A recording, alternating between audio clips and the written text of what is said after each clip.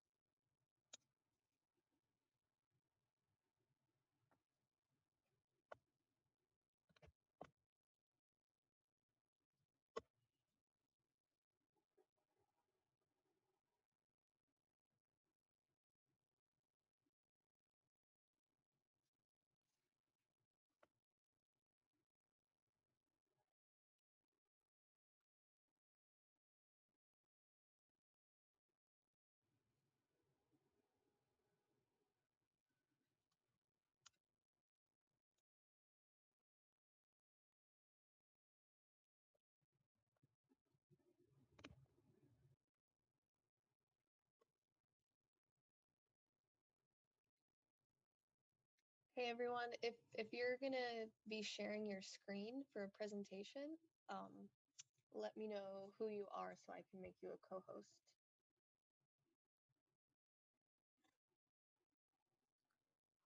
Hi, Harry. I need to be a co-host. I'm a presenter. Okay, thank you.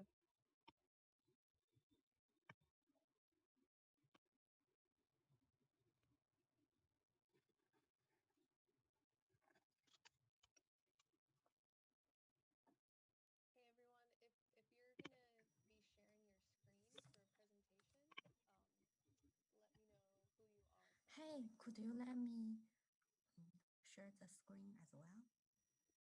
Yeah. Thank you. Hi,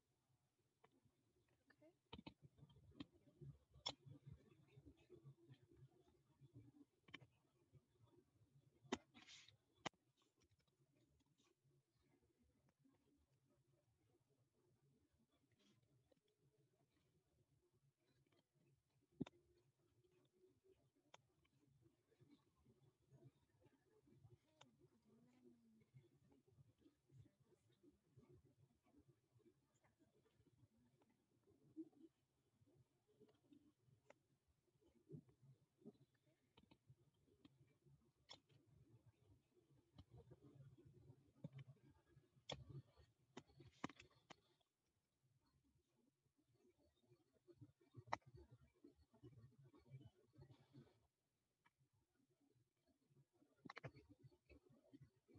Hey, could you let me share the screen as well? Yeah. Thank you. Okay, so it's 11 o'clock now, and I think I'm missing one more presenter. So if you just came in and you're presenting, let me know who you are so I can enable screen sharing. One more presenter. So if you just came in and you're presenting, let me know who you are so I can enable screen sharing.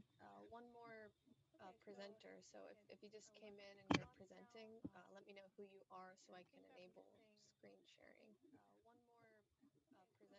So if you just came in and you're presenting, let me know who you are so I can enable screen sharing. Okay, well, let's go ahead and get started. So our first presentation is on using an iterative parametric bootstrap method to evaluate rater fit. So So presenters, you can go ahead and present. Thank you. Let me share my screen first.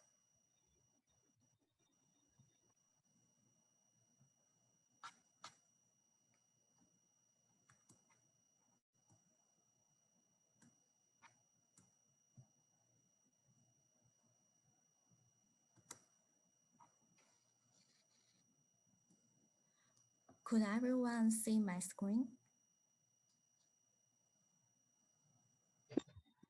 Yes. Okay, thank you. Hi, everyone. I'm Wenjing from the University of Alabama. The presentation I am going to make today is entitled An Iterative Parametric Approach to Evaluating Rater Fit.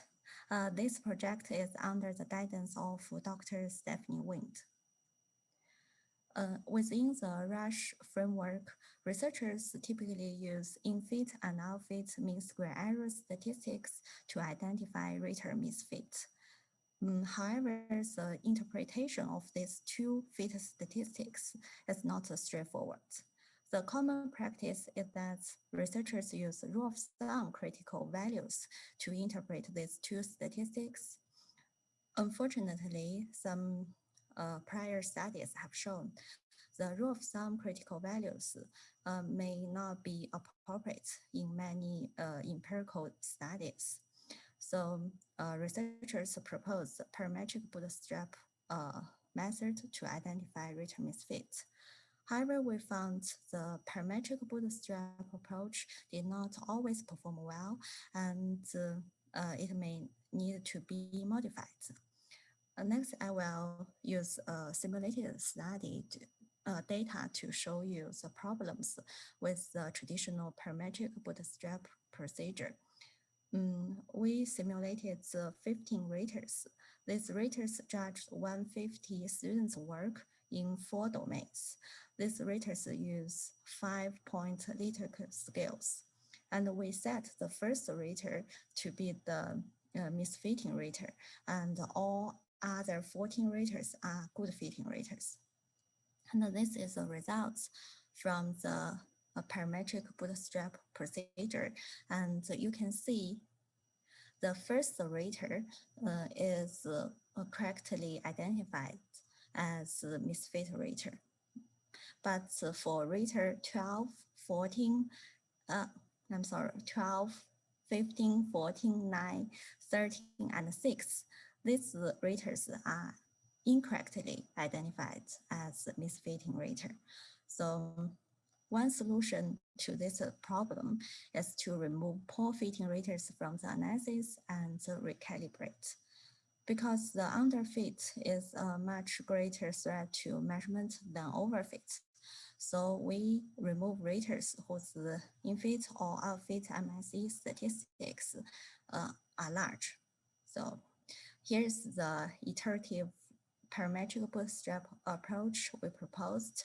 So the first step is to apply the traditional parametric bootstrap procedure to original sample, and then we compare in-fit or outfit MSE statistic from the original sample to, with the upper limit of the 95% bootstrapped confidence interval.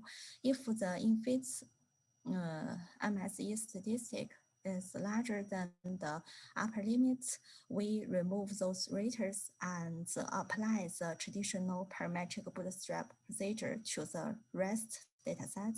Otherwise, we just stop. The purpose of this study is to evaluate the performance of this iterative parametric bootstrap procedure. So these 3 research questions guide our study.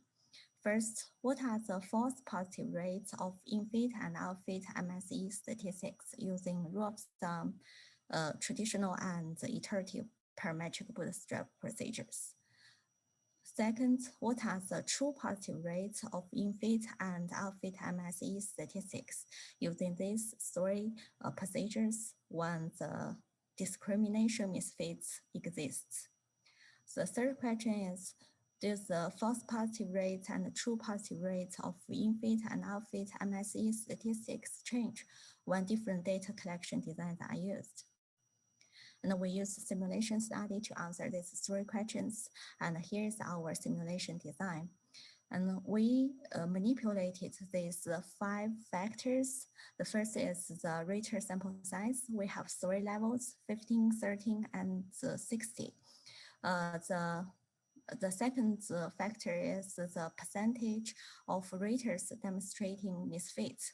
We also have 3 levels, 0%, that means all raters are good fitting rater, and 50%, 5%, and 10%. The third factor is the misfits type. We just have one type, that is the discrimination misfits, and we mean that we use generalized rating scale version of many facet rush model to generate data, but we use the rating scale version many facet rush model to fit the data. So here is a discrimination parameter. And for the degree of misfit, we have 2 levels, weak and strong. Weak means we draw the discrimination parameter from the uniform distribution 0.4 to 0.8. Strong means the discrimination parameter was drawn from uniform distribution 0 to 0.4.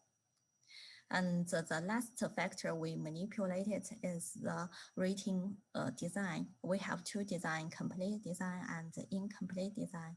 In complete design, all raters rating all students' performances. For the incomplete design, that not all raters rate all students' performance, but there should be systematic links. And these factors just held constants. We use the R software program to generate data and used the facets software program to analyze the generated data. We have 2 main findings. First, when all raters were simulated to be acceptable fitting, the traditional and iterative parametric bootstrap procedures produce well-controlled false positive rates under both complete design and incomplete design. For the rule of thumb critical value, it produced false positive rates that were lower than 0.05 under complete rating design, and under the incomplete rating design, the rule of thumb critical values produced inflated false positive rates.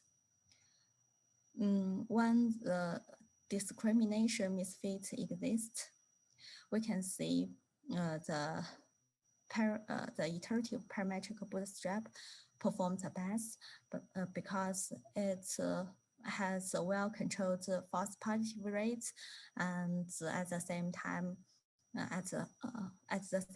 has a high true positive rates under both complete rating design and incomplete rating design.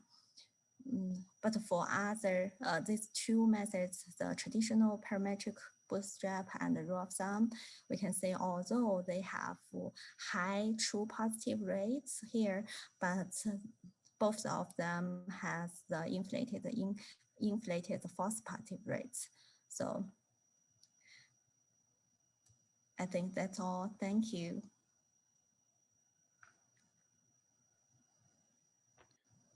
Great, thanks. And apologies as facilitator, I was a bad facilitator. I got distracted by the previous presentation, which went 17 minutes over its deadline. I didn't realize that that would happen. I won't say whose that's fault that is, but thank you very much, Wenjing, for your presentation. Thank you, Mark. It was mine, I'm Thank sorry. you.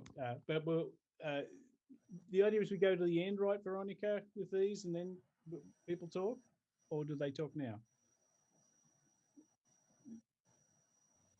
She's not going to tell us. Should we? So should we have we've had all the presentations at first, and questions go on saved with for that. Okay. later. This is a round table. I thought you might have had a different plan. So let's go on to Ernesto. And I think you're our next speaker. Is that right, Ernesto?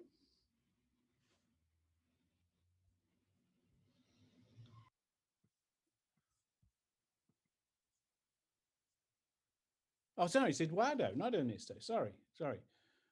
Ernesto's third. Eduardo, I apologize for that. Yeah, I am on the presenter now. Yeah, we'll back our to last. Yeah, Eduardo, you're next. Sorry. Yeah, but I'm not a co-host. I cannot share my screen. Oh, Aubrey, can you make it co-host? Yeah. Aubrey's got the hosting com there. Okay, try it now. Okay.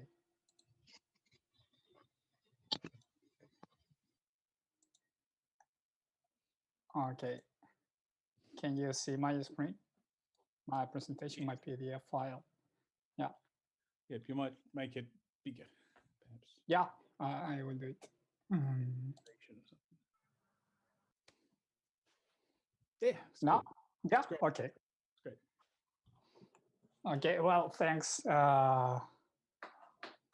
My name is Eduardo Alarcón. I'm a PhD student in statistics at Pontificia Universidad Católica de Chile.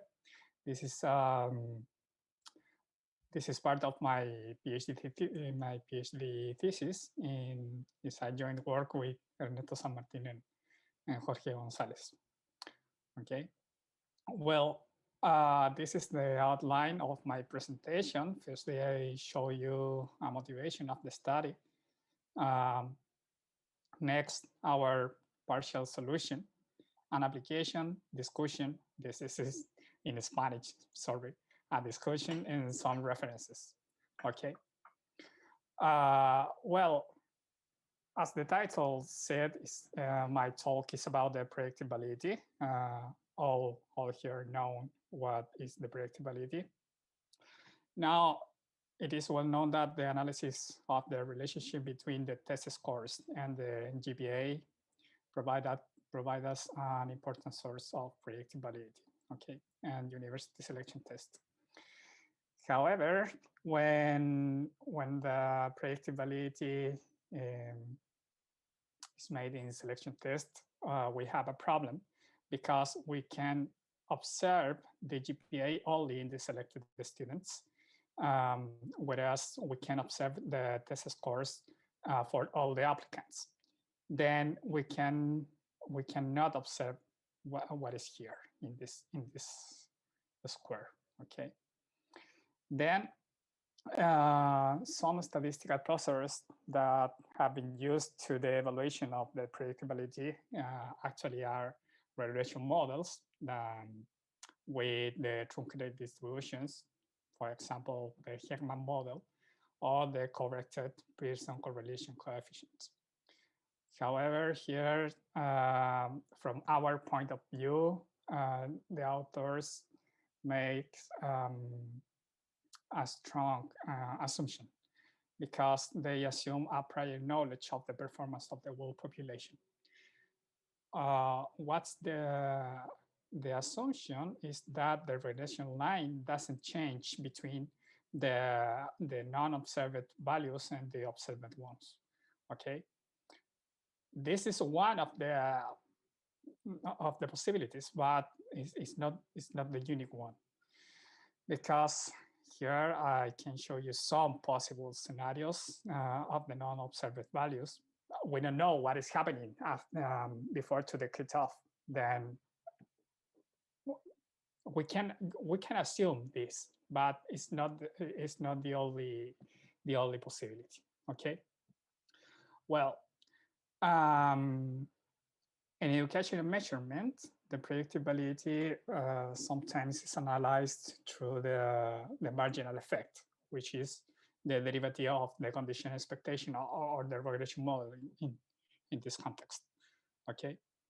Well, by the law of total probability, we know that the condition expectation of the world population is a convex combination between the condition expectation of the non-observed values. Here, Z is a binary random variable where Z equal 1 if the outcome is observed in 0 or not.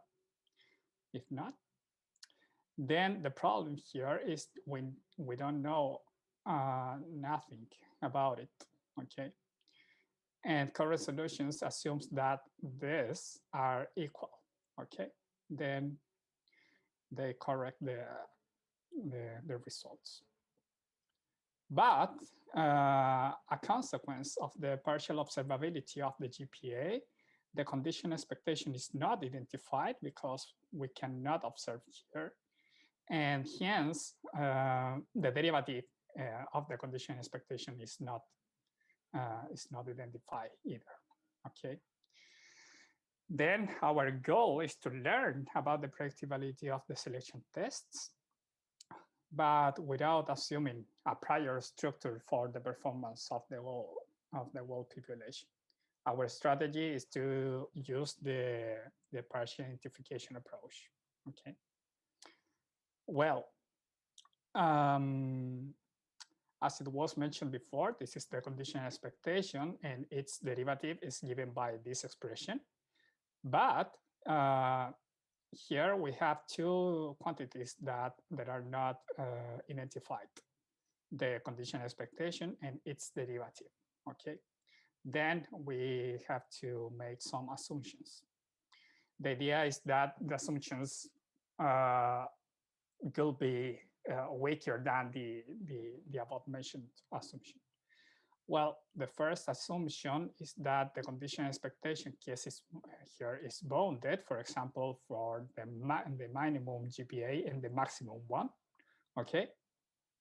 And another assumption for the derivative or the marginal effect in the non-observed group is that it's bounded, okay? That there is 6. Then we need to establish some assumptions about D0 and D1. Then we will think that the selection process in the universities is correct. That is, the selection test is such that higher scores, yeah, could be translating higher values of the outcome. There, we are assuming a monotonicity. Then the marginal effect in the non-observed group should be non-negative, okay? And as a maximum value could be take the maximum value of the observed marginal effect. Then we have the 0 and the 1, okay? Well, under these expressions, we can say that the marginal effect when the derivative takes the value 0 and the condition expectation takes the value G0, this is the lower bound, and the upper bound is given by this expression when the derivative takes the maximum of the values and the condition expectation takes the E1. What is important here? Here we don't have red color. Then the identification bounds are in function of the observed values, okay? Well, an application is the predictability of 2 mandatory university selection tests here in Chile over the GPA of students in the first year in a Chilean university. The condition expectation in the observed group was estimated by adaptive logarithmic linear kernel regression. It's a kernel regression. And the probability is, it was estimated by a probit model. Okay, well, there are the results.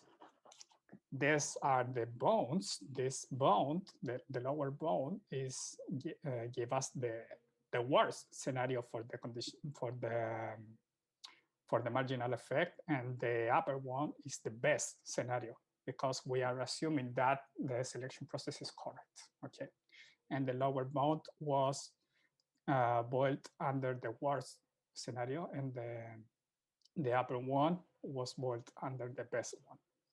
Then this is the marginal effect. This blue dashed line is the marginal effect of the multiplier regression model, which is used for the predictability here in Chile. Then here is get estimated and in mathematics test. However, here it's interesting to see that this dashed line is lower than the lower bound of the marginal effect under a positive scenario. In this case, we can say that the marginal effect is underestimated because we are computing the marginal effect only with the observed values here. Okay, then it is underestimated. Okay. Well, as conclusions, we have presented a method that allows to learn, not compute. No, it's not point identified. We can learn about the predictability through the marginal effect under partial observability. Our proposal has the advantage of non-assuming any parametric structure or non-parametric or any assumption about the distributions or the distribution of the not observed group. We only use desired properties of the selection tests. Other conclusion is that our proposal has the advantage of interpret the marginal effect as a function of x. Sorry, but here this is a constant function, but under our approach, you can see that the marginal effect is not necessarily a constant function, but because depends on x. Okay. Well, here in this paper, you can see the marginal effect as a function. Extending the approach for the scenario where the information of more universities is available, because we are assuming that we have only one undergraduate program. More universities available is a topic that is in progress now. That is my presentation. Thanks for your attention. This is some references that you can see. That is all. Thanks. Great. Thank you, Eduardo. A very, very, very basic question in application of tests, and one that's got some history, which I'm sure will come up as we move to our discussion. But okay, now, prematurely introducing, but we have Ernesto as our final presenter for the roundtable. Can I share the screen, please? I need to be co-host or something like that. Aubrey. Aubrey? Where is she? Audrey. Yeah, sorry about that. Trying to find my mute button. Let's see. Okay, you should be good to go. Thank you. Thank you very much. Let me put my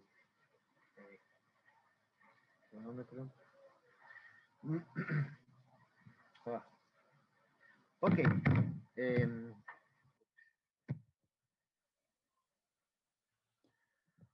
Okay, this is a kind of mixture between what I planned to present in this session and what I planned to present yesterday, but I was unable to attend the meeting. Okay. So the issue is just to speak about identification problem and to understand more or less what underlines this kind of problem. So maybe the question is when an identification problem arises, and in our experience, when data or facts are connected or combined with theories, then suddenly, let's say, appears an identification problem. This is, at the end of the day, the message of the talk. This problem was discovered in the 30s and 40s, and there are some nice references, okay? And in particular, this started a kind of, let's say, movement or something like that, which was and is still called structural modeling. And one of the nice motto proposed by Koopmans, Daily Koopman, was that it's not possible to measure, let's say, or to observe something in this sense without a theory. And the trade-off is just to make a distinction between what we can or we could call an exploratory data analysis, or simply a descriptive data analysis, or even today a kind of data science data analysis or whatever. And the idea of this kind of analysis is just to, I don't know, realize or to look for or to find out some relationships or some regularity, some stable relationship or some regularity.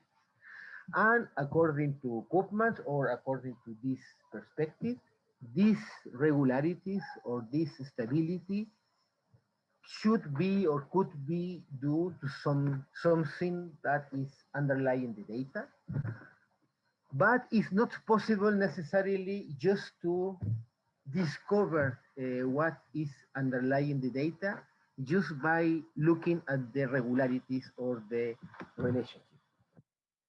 And so this is a nice quotation from Koopmans in Econometrica. He said that the direction of the deduction from the structure or something that is underlying the data and the data cannot be reversed, okay, except possibly with the help of a theory which specifies the form of the structural relationship, the variable which enter into each, and any other detail. So this is a kind of agenda in order to construct a statistical model as we say today. But here, the relevant point is the role that a theory, psychological theory, economical theory, or whatever, play in this construction. So in order to be more concrete, let me take no example, the classical test theory, and let me start by the standard presentation. The standard presentation says simply that the observer score is or can be decomposed in two components: the true score, the so-called measurement error or whatever, or an error, and this should be non-correlated in order to make a kind of distinction between the true score and the measurement error, and the expectation of the measurement error should be zero because this is the way in order to avoid, I don't know, some non-symmetric error or something like that.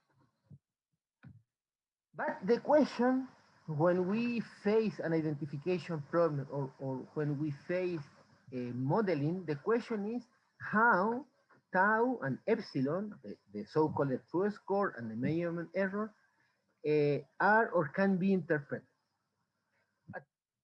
Until now, these are simple letters, and this is just a kind of equality, but which is the meaning? Which is the meaning of that? And so, in our view, this question can be answered once the parameter of interest is made explicit, and also this leads to present, in our view, correctly the classical test theory according to Spearman. And we will do that taking into account geometrical perspective, which is the opposite to the arithmetical perspective. And this is other way to understand, to conceive, or to define what people or the intuition we have about measurement. So after reading Spearman 1904, I think the question Spearman want to answer is why two or more than two observations are correlated. He measured a lot of, or he collect a lot of educational data, after doing a big review of the psychological literature. And so he said, okay, these are correlated. Why? And the question, in order to translate his argument, the question is the following. We can decompose the correlation of the covariance, let's say, okay, the covariance between two observable variables in this way, and this is always true. This is always true.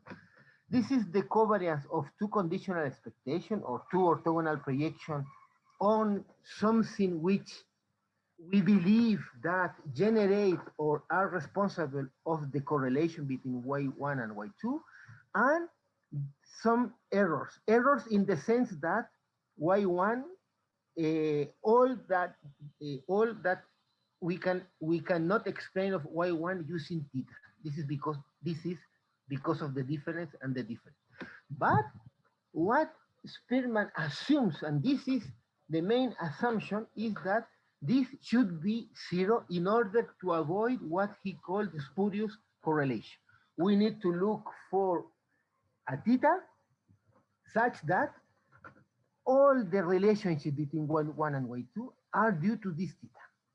So when this is equal to zero, this is the weak version of the axiom of local independence.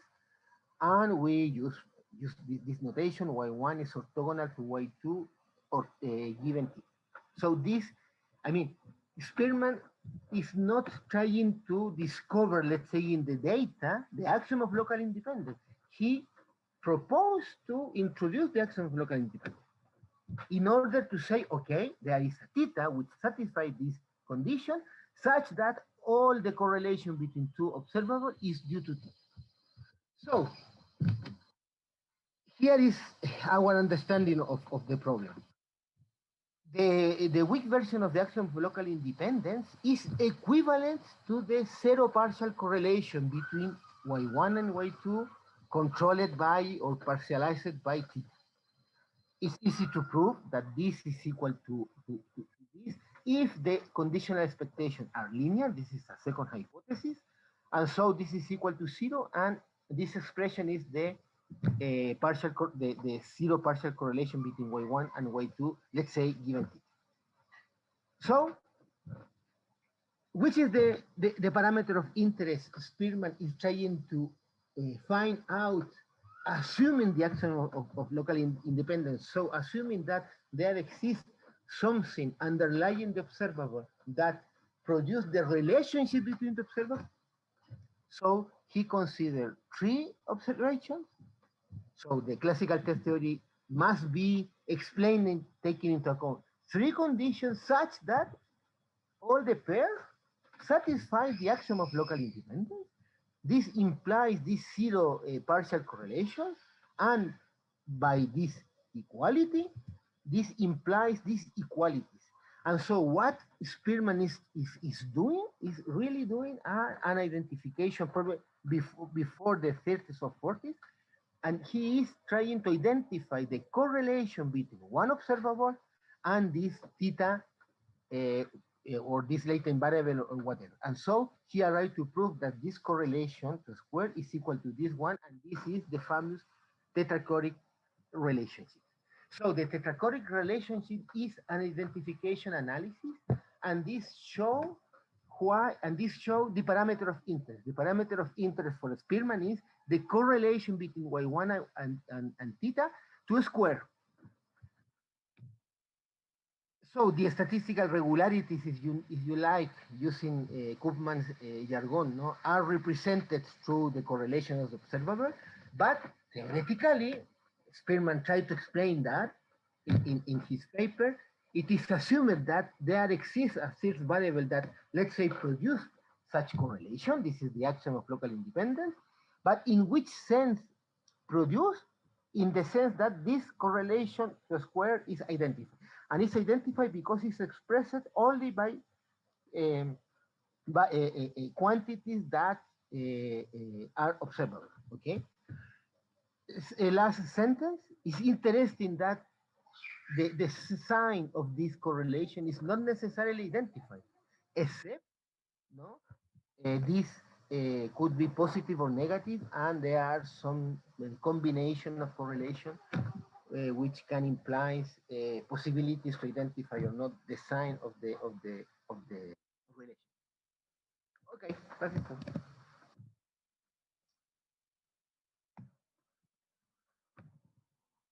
Great, Thank you.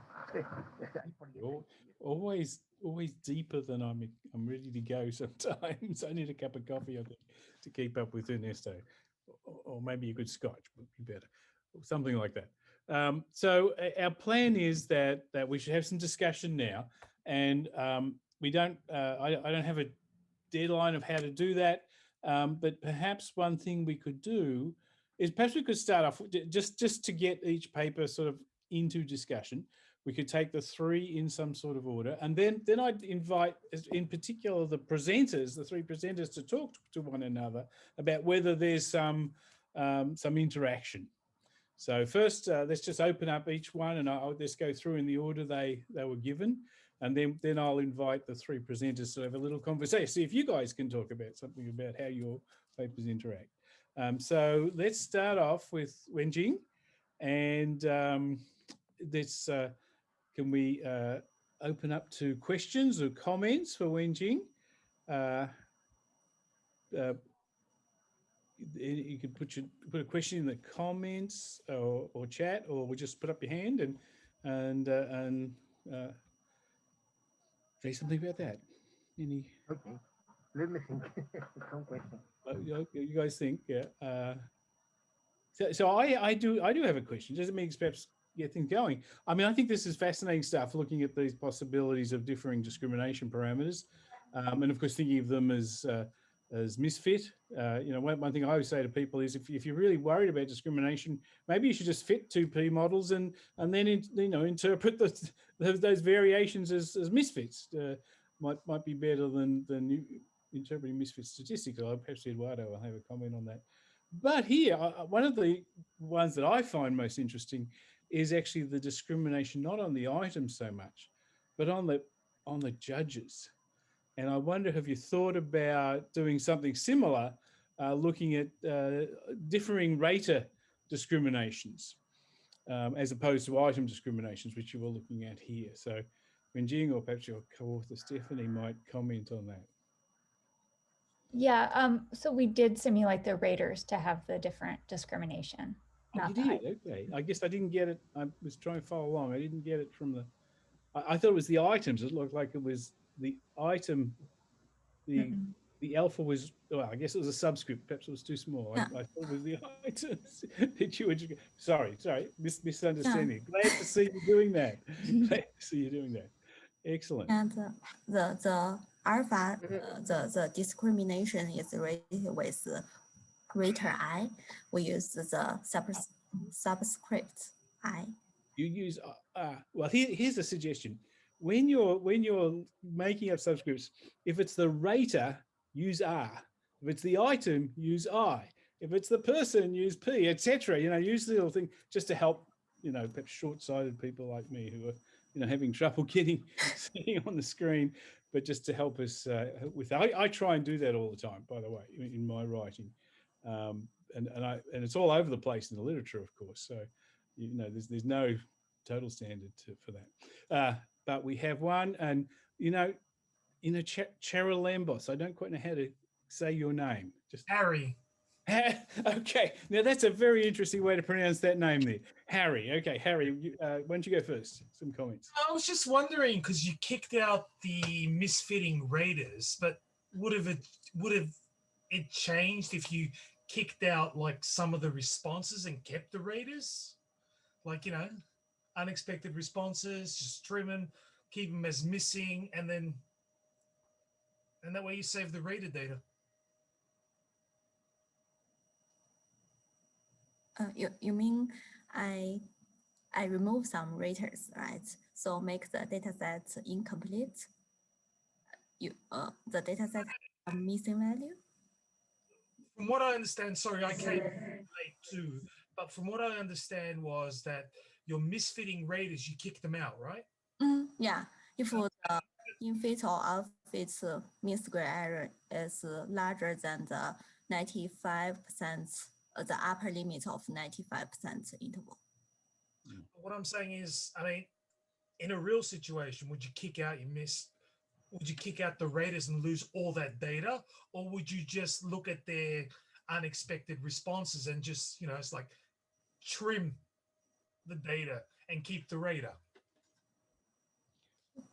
Yeah, I think he's suggesting that you might look at the residuals and find the big residuals for each rater, and just maybe so some raters have a lot, so you put them out and see what happened. But that's the suggestion. Yeah. I mean, I think that is the idea in practice, but what we were focusing on is looking at the procedure for identifying misfitting raters and the problem that Wenjing mentioned, where if you're looking at rater misfit and you have some really extreme misfit going on, that will impact your conclusions about the other raters in your sample. So yeah, we agree that we should, use sort of these rater removal decisions very carefully and look at the individual residuals. But this was really just focusing on that iterative procedure. Maybe you could have a mixture, you could, those raters who had a lot of those residuals, you'd take them out completely, but others you'd leave them in if it was just some. And don't pay them. Right. Yeah. So sorry for jumping in, Wenjing. Go ahead and add anything you want. Yeah, thank you, Dr. Wind. I think Ernesto has yeah. I have a technical question because one of my students found a problem with the bootstrap. Are you doing a bootstrap using or assuming that your rush model is a random effects rush model? And if it is the case, just to give me some suggestion, how you estimate the theta in each step of the bootstrap. Because I have problem when we do data, because if it is a bootstrap, in principle the distribution of theta is unknown, and so how can we predict the theta without a formula, let's say? But this is just a question. I don't know.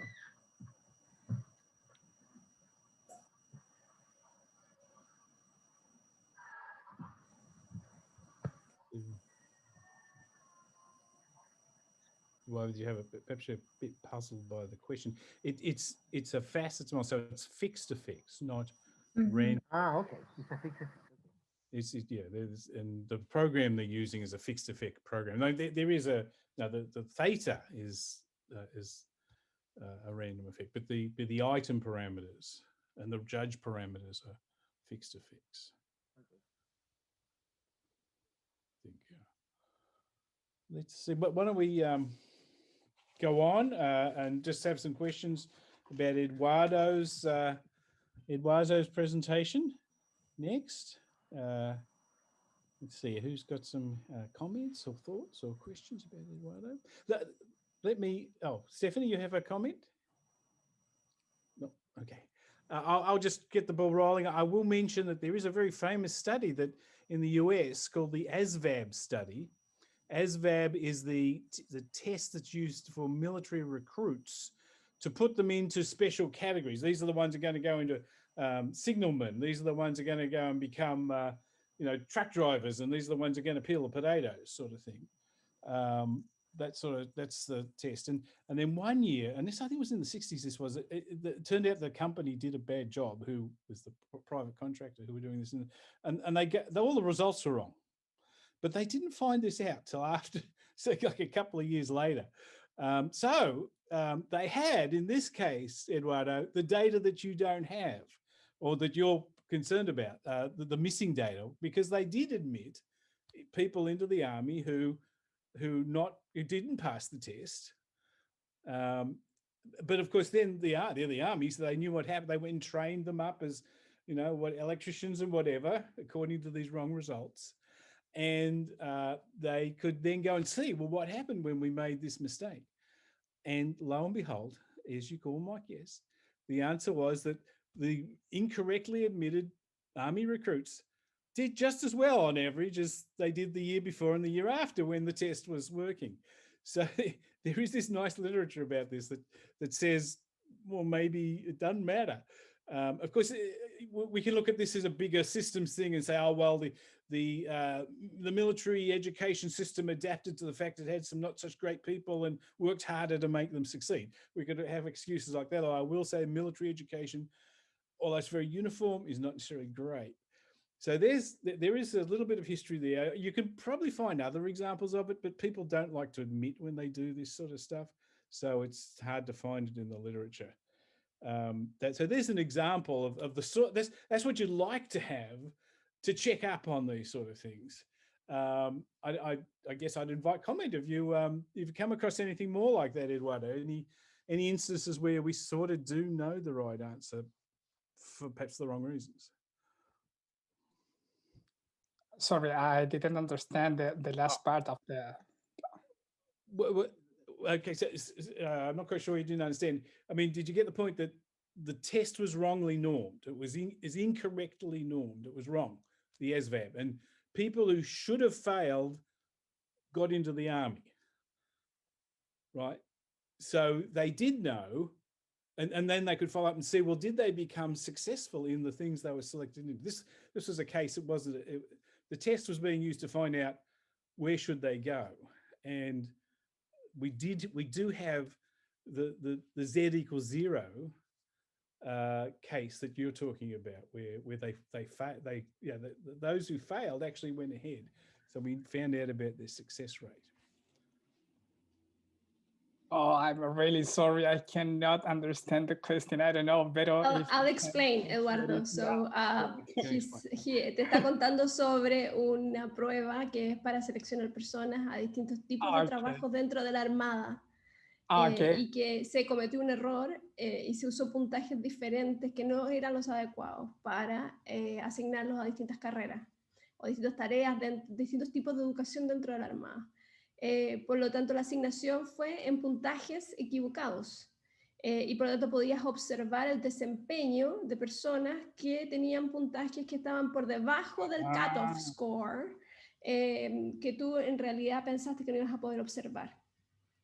Entonces, que there is literature, hay literatura en el tema que te puede servir para referenciar esta falta de observación del desempeño a predecir en una población con puntaje descendido bajo el cutoff score. But this is actually very similar what Mark is suggesting to some of the things that we've talked about when talking about special admissions programs to the university, access programs that admit students with admission scores below the cutoff, or actually virtual non-scores. I mean, they have to take the exam, but there are no scores required. So there are few students admitted like that. You know, we've talked about PASE program in Chile, we've talked about Cupo de Equidad, we've talked about Talento Inclusión at the Catholic University. That perhaps, we have a little information about them. Yeah.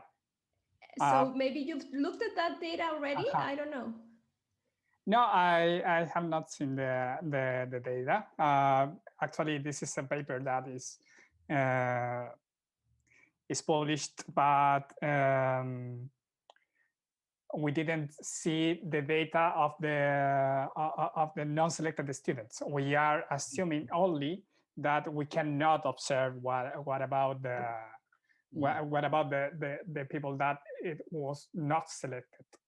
But yeah, it can be a very important or a very interesting suggestion in order to contrast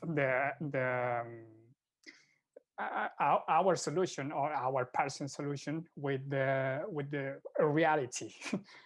Yeah, thank you. Sorry, Mark. Be a nice follow-up case if you could find some data like that. Apply your method and then look at the differences. It will be very interesting. Yeah, thank you.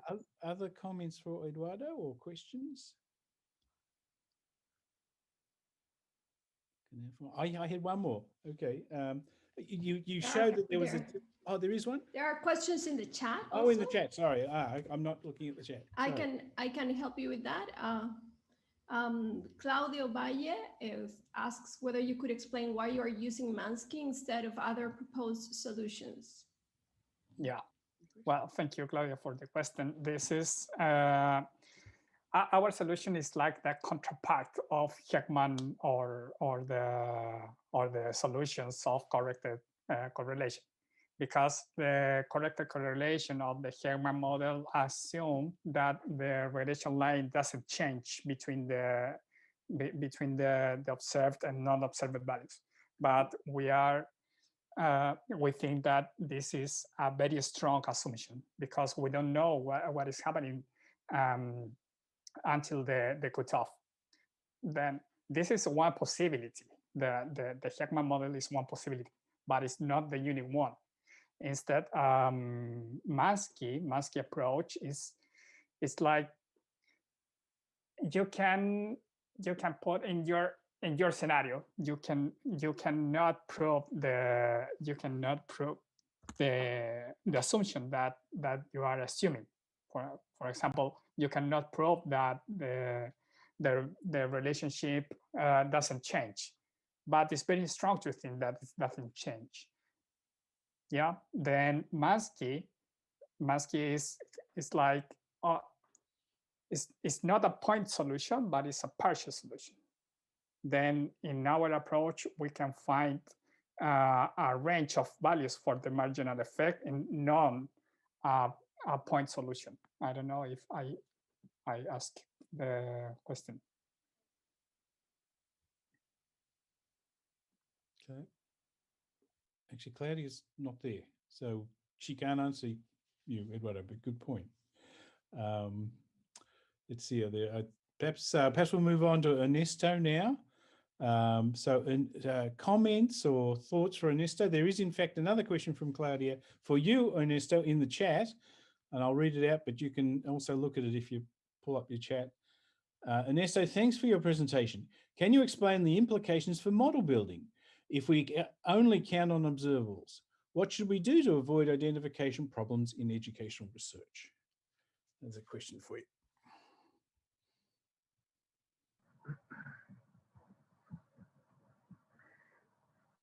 If we rest on a description or exploration of the data, if in principle we are concerned only with predictions, no problem.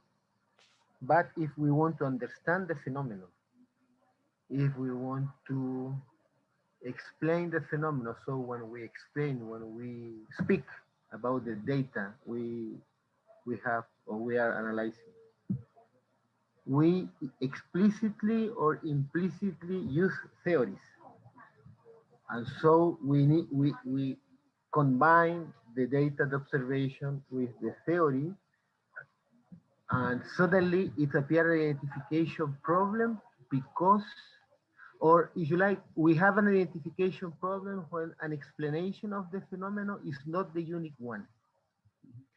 For instance, a typical example in the, well, there are a lot of examples, but a nice example maybe in the educational research literature is the so-called peer effect. You have a social interaction between students, for instance. And if you are a sociologist, maybe you can say, okay, my child reflects the behavior of the group, peer effect. Mm-hmm. But an economist can say, no, it's just a correlation effect because the families of these kids share similar characteristics. But other people could say, no, maybe this social interaction is due to an exogenous fact. For instance, I don't know, the teacher is against to some behaviors, and kids do the behavior just in order to be to be against the teacher. So you have three explanations, but only the same observation. you have an identification problem. So if we want to do science, we need to solve identification problem. If we want to do, let's say, just to be ironic, data science, no problem. You can describe the data. Okay. You have a low opinion of data science, it sounds like. Yeah. I think you share that with Luca, by the way. Yes, I do. So can I paraphrase? I mean, when I look at what you're doing there with the tetrachoric correlations and so on, really, to me, you're testing fit, really, aren't you, of your assumed model?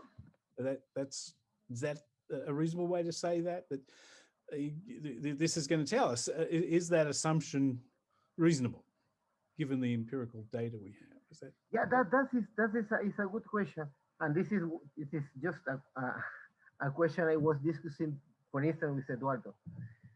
There are some. Let use this distinction between in English. I don't know if it's correct, but assumption is something that we cannot falsify with data. Hypothesis is something we can falsify. So when we solve an identification problem, we in principle need to introduce assumptions. Yeah. And this is because the job we try to push and to share is we need to solve an identification problem in several ways in order to understand which is the impact of our belief about the data. But it's not possible to falsify with the data. This is the trap with the data. We can have the infinite population of data, but the identification problem persists. So I suppose I want to revisit because I don't know, but I suppose this is what, for instance, Thurston faced by the first time when he realized an identification problem. In his nice book of the Vector of the Mind, when he is developing the equations, he realized an indeterminacy, and he said, how can I explain my observation with different axes? So he realized the identification problem. It's really incredible to just to follow step by step the discovery of the problem. No? So,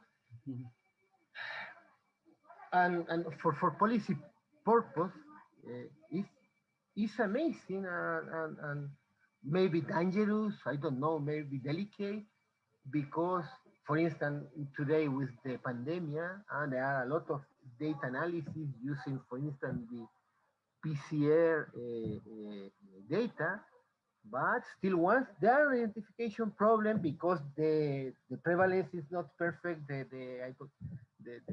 et cetera. So a policymaker just needs to make or to introduce different assumptions about the behavior of the PCR in order to share a lot of or several policy recommendations, because we have not the true. I mean, this is the job with the identifiability, and in particular in Spearman, he, in a sense, if you like, he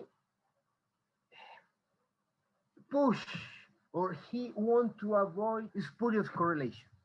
Solutions, axiom of local independence. What can I identify? Use the correlation to square between an observation and this theta. This is all, and this is amazing because we don't, I mean, we can estimate, I don't know, the theta or the tour score, but for Spearman, it was this correlation. This is the intent. We might question it today that that's the right thing, but he sort of. Yeah, it sounds like you're saying really what you should be doing is not just use one model, but using a sense of family of models and have some variation that you can compare. Yeah, I like that idea. Yeah. And it's like saying, well, one of the things, if you really care for the Roche model, you should be fitting the 2PL and checking, and seeing, oh, what happens when we get the two? What are we going to do with those discrimination parameters? It's not they don't exist. So we don't want them to exist. Is the point for the Roche models, really. And we are. Thank you, Ernesto, for finishing off. Thank you, Eduardo. Thank you, Wenjing, for your papers and your discussion. It's been very exciting. I want to finish now and give you 15 minutes before our next session, which is a spotlight presentation by Ben Domingue from Stanford. So that's a very interesting one. I hope you all come back. Thank you, guys. Thank you. Okay, see you. Bye-bye. See you. Thank you very much. See you in a minute. See you soon. See you soon, yes.